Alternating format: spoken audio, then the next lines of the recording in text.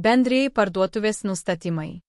Pirmiausia, nuspręskite, ar norite žurnalus siūlyti nemokamai, ar norite juos parduoti. Aktyvinti mokėjimą norėdami parduoti žurnalus su smartikle.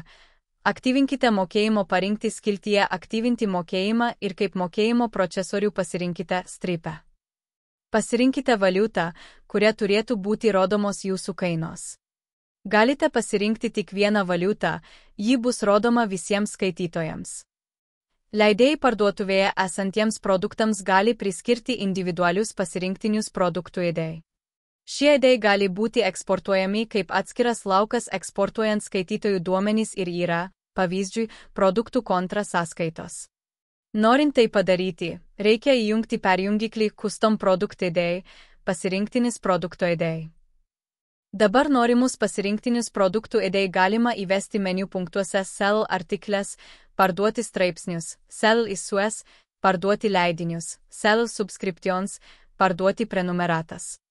Visas atskirų leidinių, prenumeratų ir straipsnių kainas taip pat galima įvesti kaip grynasias kainas.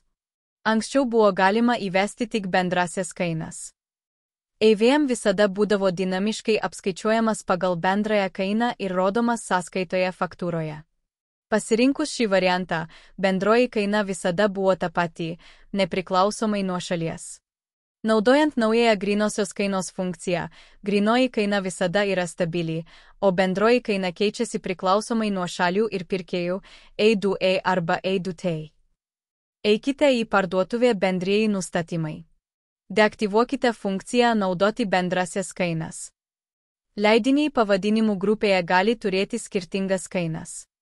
Tai galima naudoti, pavyzdžiui, knygoms arba jei leidiniai po tam tikro laiko turi būti siūlomi mažesnė kaina.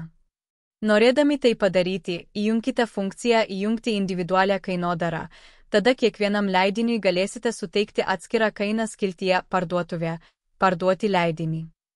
Jei leidinį bus galima skaityti nemokamai, kaip reikšmę įveskite nulinę kainą.